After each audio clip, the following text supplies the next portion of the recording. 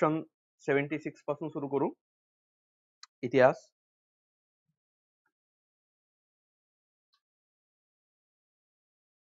हा तर एकदम आधुनिक भारताची सोपी टाकलेली होती क्वेश्चन जाणून बुजून, की तुम्ही कधी कधी बघा आयोग असा होते आपल्याला प्रश्न विचारत असताना एक सगळ्यात मोठी घटना काय घडते, कधी कधी सोपी टाकलं तर आपला विश्वासच बसत नाही की हा एवढा सोपी राहू शकते क्वेश्चन. बरोबर आहे की नाही? हा तर तसं असते आयोगाचं ते एक पॉलिसीज असते खूप एकदम इजी इजी. आता तुम्ही बघितलं असेल राज्यसेवेला काही काही क्वेश्चन ते एवढे इजी होते की आपला विश्वासच बसला नाही की हा राज्यसेवेचे क्वेश्चन असेल. तुम्ही सीसॅटला तसंच आहे की आपला पहिला विश्वासच बसला नाही की एवढा सोपी पेपर राहू शकते. तर एक तसंच असते. तर काही आयोगाचे काही टॉपिकला खूप म्हणजे एकदम फिरवणार ते, काही टॉपिक तुम्हाला एकदम इजी फेकणार. ते कधीही 100 पैकी 100 क्वेश्चन तुम्हाला पूर्ण टार्गेटवर घेत नाही. आयोग म्हणजे एक तुम्हाला तुमचे माइंडसेट त्यांना पहिलाच अभ्यास असते माइंडसेट. तर तुमचं काय करायचं आहे आता. तर लक्षात घ्या.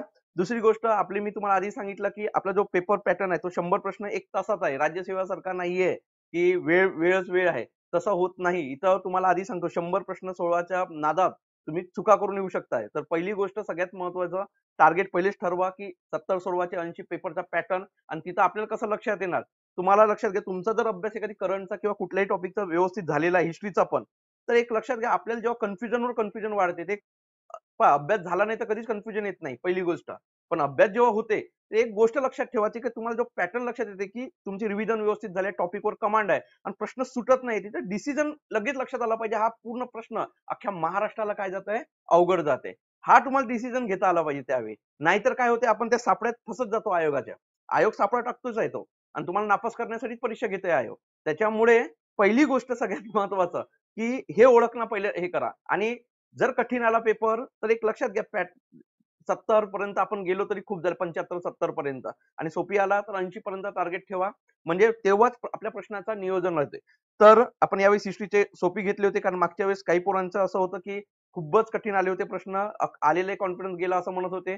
त्यामुळे एक राहणार आता आपण इथून क्वेश्चनचा थोडा पॅटर्न थोडा चेंज करत राहणार हिस्ट्रीला. आणि जे काही प्रयोग होते ते फक्त हिस्ट्रीलाच होते आयोगाचे, तुम्हाला माहित आहे. आणि मागच्या वर्षी सगळ्यात महत्त्वाचं केलं होतं पॉलिटीला. दोन्ही वर्ष आयोगाने पॉलिटीला जादूचे प्रयोग दाखवलेले होते की विश्वासच बसत नव्हता ते कंबाईनचे क्वेश्चन आहेत म्हणून. कारण ते सगळे क्वेश्चन तुम्हाला कुठल्या लेवलचे होते, ते राज्यसेवेच्या लेवलचे होते. तर करते आयोग असं. तर 76वा क्वेश्चन एकदमच सोपी आहे. सुभाषचंद्र बोसांबद्दलचा आहे. तर आपले नेताजी सुभाषचंद्र बोस कदम कदम बढ़ाए जाए खुशी के गीत गाए जाए. तुम्हाला माहिती आहे चलो दिल्ली जी आपल्या 1857च्या उठावामध्ये पण दिली होती ती पण त्यांचं आहे. तर तुम मुझे खून दो मैं तुम्हें आजादी दूंगा असे काही जे नेताजी सुभाषचंद्र बोसांचे आहे. ठीक आहे. नंतर बघा दुसरा चितगाव कट, जे क्रांतिकारकांच्या याच्यामध्ये मीरत कट वगैरे लाहोर कट वगैरे आहे त्यापैकी एक आहे चितगाव कट. चितगाव कट म्हणजे बंगालमध्ये झालेला आहे. चितगाव एक एका ठाण्याचं नाव होतं जिथं शस्त्रागार होता. म्हणजे पोलिसांचा तिथं शस्त्र साठा होता, जे काय म्हणतात गोदाम पोलिसांचा, जे म्हणजे वेपन्स म्हणतोय तर वेपन्सचं ते ठिकाण होतं, म्हणजे त्यांचं ते गोदाम होतं. त्या ठिकाणी शस्त्रगार लुटण्याचा जो कट रचण्यात आला तर त्या ठिकाणावरून याला चितगाव कट म्हणले जाते. हे बघा 2, 3 आणि 4 हे तिघेही लाहोर कटाशी संबंधित आहेत. आपले सरदार भगतसिंग, राजगुरू आणि सुखदेव हे सगळे आपले लाहोर कटाशी संबंधित आहे. तर सूर्यसेन हे लक्षात घ्या, हे आहे चितगाव कटाशी संबंधित. 18 एप्रिल 1930 या दिवशी हा सगळ्यात महत्वाची काय झालं होतं, या शस्त्रगारावर हल्ला करण्यात आला आणि लुटण्याचा प्रयत्न करण्यात आला. यामध्ये सूर्यसेन आणि 12 जणांना, त्यांच्या सोबतचे अजून 12 म्हणजे एकूण 13 जणांना फाशी शिक्षा देण्यात आली होती. आणि हा जो सूर्यसेनांसोबतचा जो चितगाव कट म्हणतोय हा सगळ्यात महत्वाचा एकूण क्रांतिकारकांच्या कटामधला सर्वात महिलांचा सहभाग असलेला, सर्वाधिक महिलांचा सहभाग असलेला हा कट म्हणून ओळखले जाते. त्यामुळे कल्पना दत्त, प्रीतीलती वडीलवार, चक्रवर्ती, अंबिका चक्रवर्ती अशा महिलांचा या कटामध्ये काय होता, सहभाग होता. मी तुम्हाला म्हणलं होतं की सूर्यसेन यांनी जो काही म्हणजे याचे नेतृत्व केलेले होते त्यासोबत 12 लोकांना अजून म्हणजे 13 लोकांना फाशी देण्यात आली होती. त्यामध्ये कल्पना दत्त यांना जन्मठेपेची शिक्षा देण्यात आलेली होती. आणि हा आयोगाने एकदा प्रश्न विचारलेला होता. ठीक आहे. कल्पना दत्त यांना काय देण्यात आली होती, तर जन्मठेप देण्यात आली होती. नंतर बघा 78वा क्वेश्चन आहे. मथुरा इथे उठावाचे नेतृत्व कोणी केले होते 1857च्या उठावामध्ये? कदम सिंग यांनी मेरठ येथे केलेलं होतं उठावाचे नेतृत्व. तर आपला मथुराशी संबंधित आहे देवी सिंग. देवी सिंग यांनी या उठावाचे नेतृत्व केले होते मथुरा येथे. शेख रमजान हे सागर, तुम्हाला माहित असेल आपल्या महाराष्ट्राशी संबंधित आहे सागर. मध्य प्रदेशातला झाशी, काल्पी आणि सागर. आयोग कधी कधी रिलेव्हंट क्वेश्चन घुसवते. तर सागर, काल्पी आणि झाशी हे तुम्हाला माहिती आहे. झाशीचा रिलेव्हंट आपल्या कोणासोबत आहे? महाराष्ट्रासोबत आहे. पण सागर बी आहे त्यासोबत. सागर, कालपी आणि झाशी. तर सागरचे नेतृत्व शेख रमजान यांनी केलं होतं. सांगायचा एकच उद्देश आहे की झाशी ज्यावेळेस पहिल्या बाजीरावांना देण्यात आली, बरोबर आहे. बुंदेलखंड साम्राज्याची काय होती ते, म्हणजे एक क्षेत्र होता ना. तर बाजीरावांच्या बाजीराव जेव्हा बुंदेलखंडला वाचवायला गेलेले होते पहिले बाजीराव, त्यावेळेस खुश होऊन त्यांनी 3 प्रांत दिले होते, म्हणजे 3 क्षेत्र दिले होते. त्यातला होता झाशी, सागर आणि कालपी. मध्य प्रदेशमध्ये आहे सागर. तर तो सागर हा मराठा साम्राज्याचा भाग झालेला होता नंतर. तर ते इथं नेतृत्व 1857च्या उठावामध्ये शेख रमजान यांनी केले होते आणि गजाधर सिंह यांनी केलेलं होतं कुठं? तर आजचा जो गोरखपूर आहे तिथले नेतृत्व केलं होतं. ठीक आहे. नंतर क्वेश्चन आहे 79 वा एकदम सोपी क्वेश्चन आहे. अस्पृश्यांचा उल्लेख महात्मा गांधीजींनी काय म्हणून केलं होतं? तर हरिजन म्हणून केलेलं होतं. 80 वा क्वेश्चन एकदम सोपी आहे की आपल्या जे तिरंग्यामध्ये 3 रंग आहेत त्यामध्ये हिरवा रंग हा कशाचा? समृद्धीचा आहे. तर इथं बघा माती आणि समृद्धीशी संबंधित आहे. त्यामुळे इथं काही एवढं काही हे नाही. आता बघा 81 वा क्वेश्चन हा मराठा साम्राज्याशी संबंधित आहे. तुम्हाला एवढा बॅक याला जाणार नाही आयोग. आपला जो आधुनिक महाराष्ट्राची सुरुवात आहे आपल्या म्हणजे आपल्या महाराष्ट्राच्या संबंधित, तर 1818 नंतर पकडतो आपण. 1818 म्हणजे मराठा जो साम्राज्य आहे तो डिक्लाइन झाला आणि तिथून आपण काय बघतो? आधुनिक महाराष्ट्राचा इतिहास पकडतोय. म्हणजे इस्टॅब्लिशमेंट जी झाली बॉम्बे प्रांतामध्ये कोणाची, म्हणजे पुणे वगैरे जो काही मराठा साम्राज्य आला, तेव्हापासून आपण आधुनिक महाराष्ट्राचा इतिहास पकडतो. त्यामुळे असा रिलेव्हंट अनरिलेव्हंट हा क्वेश्चन जाणून बुजून टाकण्यात आलेला होता. तर याच्यामध्ये विचारलाय की थोरले बाजीरावांनी पानिपतच्या दारुण पराभवानंतर मार्ग काढून मराठेशाहीला वैभव प्राप्त करून दिले होते. तर यस, बरोबर आहे. सवाई माधवराव आणि थोरले माधवराव मध्ये फरक आहे. सवाई माधवराव म्हणजे नारायणरावांचा मुलगा, म्हणजे जो अल्पवयीन होता त्याच्यामधूनच 12 भाई प्रकरण जो जन्माला आलेलं होतं, तर ते होतं. तर पहिली गोष्ट, पहिली स्टेटमेंट बरोबर आहे. नंतर रघुनाथराव पेशवे यांना हाताशी धरून इंग्रजांनी महाराष्ट्रात प्रवेश केला, बरोबर आहे. इंटरफेअर इथूनच वाढलं.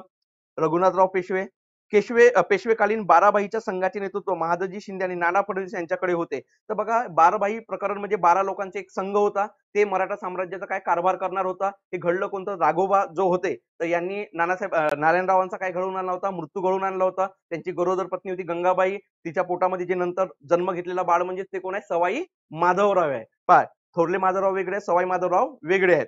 ठीक आहे. तर ते कारभार करण्यासाठी जे 12 लोकांची समिती होती, त्यात महादजी शिंदे होते, नाना फडणवीस होते, आपले होळकर होते, तुकोजी होळकर, असे लोक 12 लोक होते त्याच्यामध्ये. हे तिन्ही स्टेटमेंट एकदम बरोबर आहे.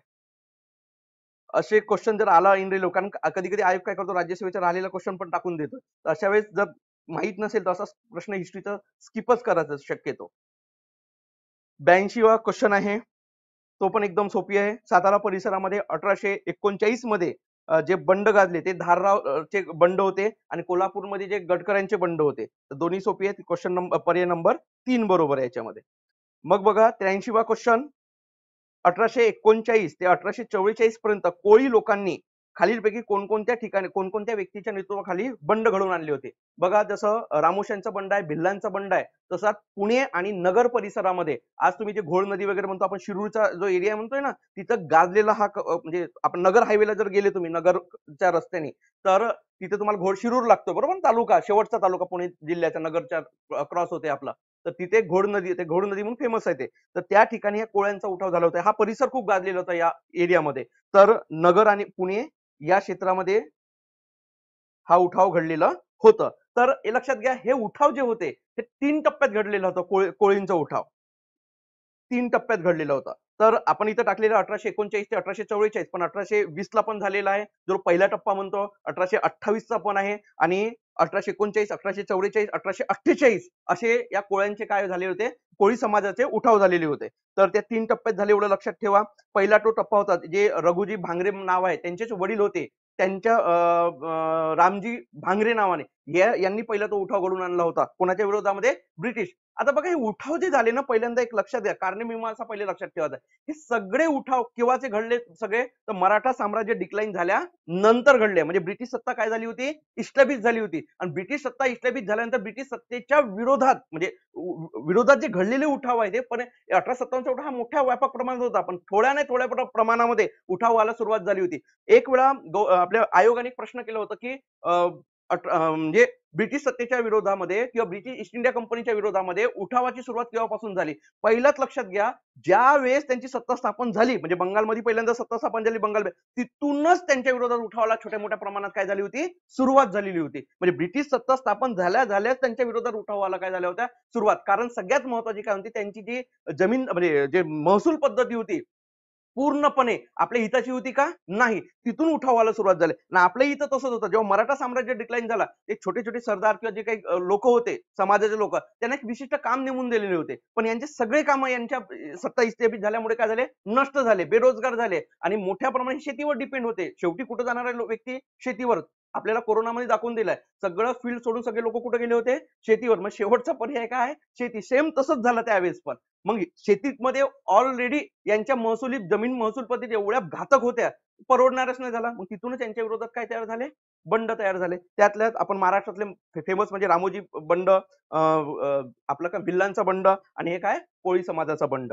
तर हे होते. तर याचे नेतृत्व कोण केले म्हणते? तर बघा दुसऱ्या टप्प्यामध्ये मी तुम्हाला सांगितलं हे जे बघा शेवटचं नाव आहे रघु बापूजी भांगरे. हे रघुजी भामरेंचेच वडील रामजी भामरे हे पहिल्या टप्प्यातले 1820च्या दरम्यान झाले. नंतर घोड नदी शिरूरच्या दरम्यान दुसरा उठाव झाला 1828च्या दरम्यान आणि तिसरा उठाव म्हणजे तो थोडा व्यापक प्रमाणात व्यापक म्हणजे एक क्षेत्र वाढला त्याच्यामध्ये बघा चिमाजी जाधव, नाना दरबारे आणि भाऊ खरे हे तिन्ही लोक पेशव्यांच्या काळात अधिकारी होते, कर्मचारी. तर यांनीच नंतर उठाव म्हणजे याला राजकीय रंग येण्याचा प्रयत्न झाला, म्हणजे राजकीय स्वरूप येण्याचा प्रयत्न झाला आणि रघुजी भांगरे तर होतेच. तर लक्षात घ्या हे चारच्या चारही पर्याय बरोबर आहे. मी जाणून बुजून हा पर्याय का ठेवण्यात आला? आपल्याला प्रत्येकाला वाटलं की रघु बापू भांगरे हाच उत्तर राहणार आणि जर फक्त ड दिला असता आपण सगळ्यांनी तोच मारून आलो असतो. तर पर्याय सगळेच त्याच्यापैकी बरोबर आहे. नंतर बघा क्वेश्चन नंबर 84. लोखंडे यांनी कामगारांची संघटना अशी गरज खालीलपैकी कोणकोणत्या वृत्तपत्रातून व्यक्त केली? तर लोखंडेवर खूप प्रश्न झाले होते. तर तुम्हाला दिनबंधू हे त्यांचं वृत्तपत्र होतं. त्याच्यामध्ये त्यांनी कामगारांची दैनावस्था व्यक्त केलेली आहे, म्हणजे कामगारांचे दुःख व्यक्त केलेले आहे. कशामध्ये? दिनबंधूमध्ये. पण लक्षात घ्या त्याच्या आधी कामगारांची एक संघटना असावी, कामगार एक स्वरूप म्हणजे जे काही आपण म्हणतोय ना की युरोपियन कंट्रीमध्ये जे काही इंडस्ट्रियलायझेशन झालेला होता त्यानंतर जे कामगारांचं प्रॉब्लेम तयार झाले होते त्यातून त्यांनी संघटनेच्या स्वरूपात जे काही डावी वगैरे चळवळ निर्माण झाली होती युरोपमध्ये, त्या धर्तीवर भारतात सुद्धा अशी संघटन जोपर्यंत येणार नाही, संघटित तोपर्यंत आपले मालक म्हणजे कामगारांचे हित साध्य होणार नाही. म्हणून अशी जी गरज व्यक्त केली होती तर त्यांनी इंडियन स्पेक्टेक्टर मी याच्यावर बोललेलो बेरामजी मेलबारी यांनी स्थापन केलेली होती. म्हणजे हा त्यांचं होतं वृत्तपत्र. राप्त गोप्तार दादाभाई नौरोजी इंग्रजी आणि गुजराती या दोन भाषेमध्ये होता. राप्त गोप्तार या दोन वृत्तपत्राच्या माध्यमातून त्यांनी काय करण्याचा प्रयत्न केला? संघटना असावी असं व्यक्त करण्याचा प्रयत्न केला. म्हणजे अ आणि ब बरोबर. 85चा बघा मी याच्यावर मागच्या टेस्टला जो आपल्या हिस्ट्रीचा झालेला होता त्याच्यावर मी इन डिटेल बोललेलो होतो की जे खेर होते यांच्या म्हणजे काँग्रेसमध्ये अंतर्गत मतभेद होऊन याच्यामधून हे केशवराव जेदे वगैरे बाहेर पडले आणि त्यांनी शेतकरी कामगार पक्ष काय केला होता? स्थापन केला होता. तर केशवराव मोरे होते. ठीक आहे. कोणत्या वर्षी स्थापन केली होती? 1948. मागच्या वर्षीचा क्वेश्चन पण तसाच होता रिलेव्हंट. शेतकरी कामगार पक्ष.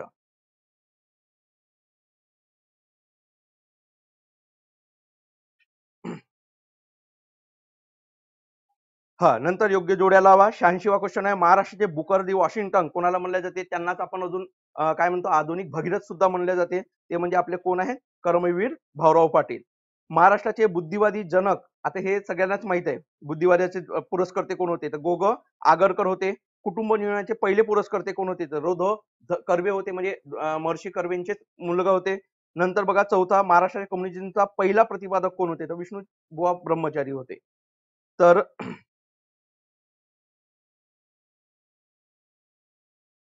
काय येईल पर्याय?